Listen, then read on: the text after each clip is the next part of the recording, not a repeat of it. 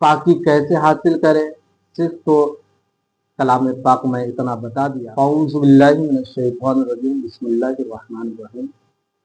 اللہ تبارک و تعالی کلام پاک میں فرماتا ہے وَإِن كُنتُمْ جُنُوبًا فَاطَّهِرُوا، اگر تم حالت جنوب میں ہو تو خوب پاک ہو جاؤ، یعنی غسل کرو۔ اور فرماتا ہے حَتَّى يَطَّهَّرُونَ، یہاں تک کہ اچھی طریقے سے آپ پاک ہو جائیں۔ اور اللہ تبارک و تعالی دوسری جگہ میں فرماتا ہے یا ایھا الذین آمنوا لا تقربوا الصلاۃ وانتم سکارى حتى تعلموا ما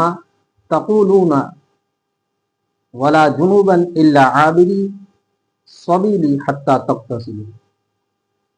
اے ایمان والو نشہ کی حالت میں نماز کے قریب نہ جاؤ یہاں تک کہ سمجھنے لگو جو کہتے ہیں، اور نہ حالت جنابت میں جب تک کہ تم غسل سے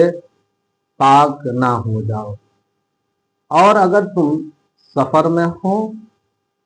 تو حالت سفر میں اگر تمہیں پانی نہ ملے تو بجائے غسل کے تم تیمم کرو۔ ناظرین، یہ اللہ تبارک و تعالی کا فرمان ہے کہ آدمی اگر ناپاک ہوتا ہے، غسل واجب ہوتا ہے،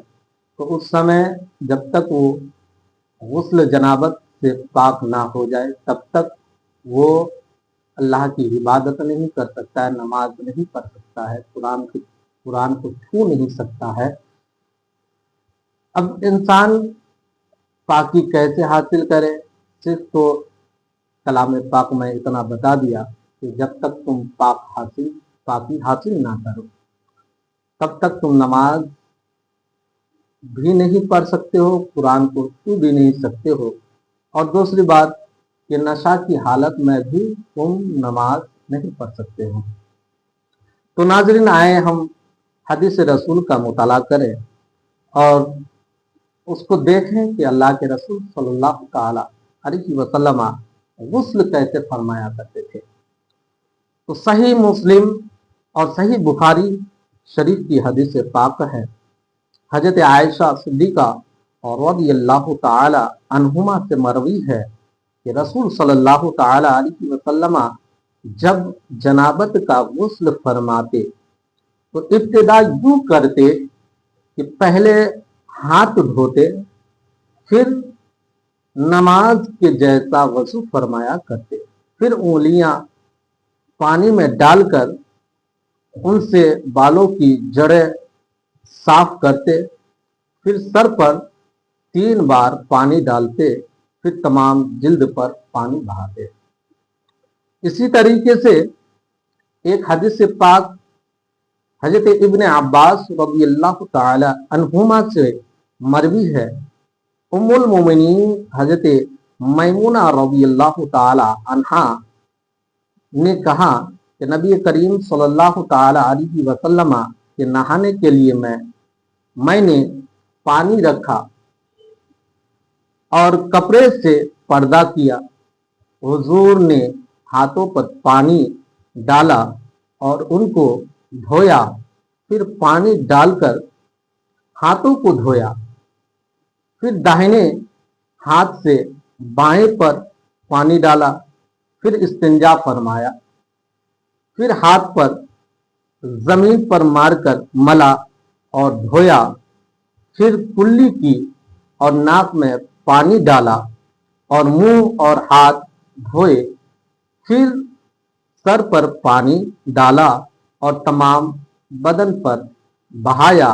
پھر اس جگہ سے الگ ہو کر اپنے دونوں پاؤں کو دھوئے۔ اس کے بعد میں نے ام المومنین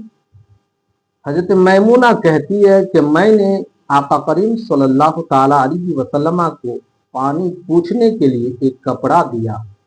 حضور نبی کریم صلی اللہ تعالی علیہ وسلم نے کپڑے کو نہ لیا اور ہاتھوں کو جھاڑتے ہوئے تشریف لے گئے۔ تو ناظرین یہ آقا کریم صلی اللہ تعالی علیہ وسلم کے غسل جنابت بنانے کا طریقہ ہے کہ پہلے اپنے تمام ناپاک جگہ کو صاف کرتے اور پھر اپنے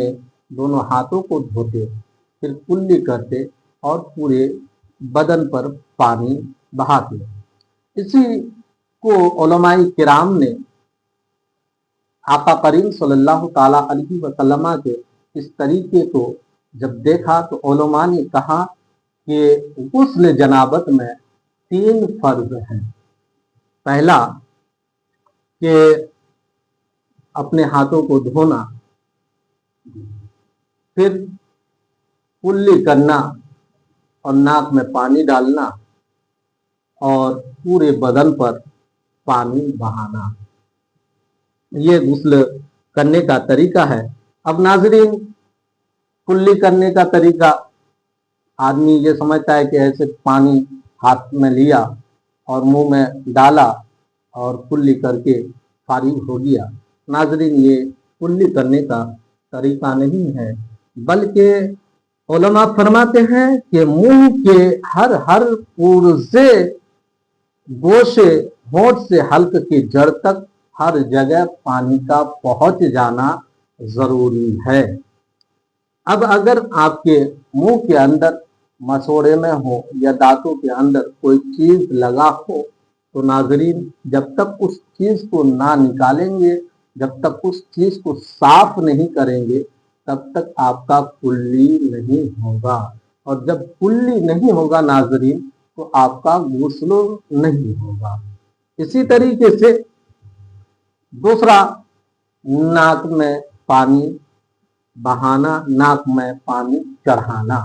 تو ناظرین علماء فرماتے ہیں کہ ناک میں پانی ڈالنا یعنی کہ دونوں نتنوں کا جہاں تک نرم جگہ ہے بھولنا کہ پانی کو سونگھ کر اوپر چڑھائے، بال برابر بھی جگہ نہ باقی رہے۔ اس طریقے سے ناک کے اندر پانی کو پہنچانا ہے کہ آپ کے ناک کے گرد و غبار بالکل صاف ہو جائے، اور اگر یہ چیز اگر آپ کے ناک کے اندر کچھ بھی باقی رہا، کوئی گرد و غبار رہا، تو ناظرین آپ کا غسل جنابت نہیں ہوگا۔ اسی طریقے سے پھر پورے بدن پر پانی کا بہانا، یعنی کہ سر کے بالوں سے پاؤں کے تلووں تک جسم کے ہر پرزے اور ہر رونگٹے پر پانی کا بہانا کہ آپ کے جسم سے تمام ناپاکیاں دور ہو جائے۔ اور ایسا نہیں کہ آپ نے ایسے پورے بدن پر پانی بہایا، سر پر پانی بہایا اور پورا پانی ایسے بہہ کر کے نکل گیا اور آپ کے بال بھیگے نہیں اور بدن تک صحیح پہنچا نہیں۔ تو ناظرین جب تک آپ کے پورے سر کے ایک بھی بال اگر باقی بچا، بھیگا نہیں، اس کو صاف نہیں کیا، یا بدن کا کوئی بھی حصہ آپ نے صاف نہیں کیا، تو ناظرین آپ کا غسل نہیں ہوگا۔ اور ایک بات اور بھی دھیان رکھیں ناظرین کہ جب بھی غسل جنابت بناتے ہیں تو ناپاک والے کپڑے کو اتار کر کے پہلے اس کو دھوئیں، پھر اس سے اچھی طریقے سے پاک و صاف کر کے پھر وہ کپڑا پہن کے نہائیں۔ ایسے ناپاک والے کپڑے سے آپ غسل جنابت اگر بناتے ہیں تو ناظرین آپ کا غسل جنابت نہیں ہوتا ہے، آپ کو پاکی حاصل مکمل طور پر نہیں ہوتے ہیں۔ تو ناظرین یہی طریقہ ہے غسل جنابت اور غسل کرنے کا طریقہ۔ تمامی حضرات اس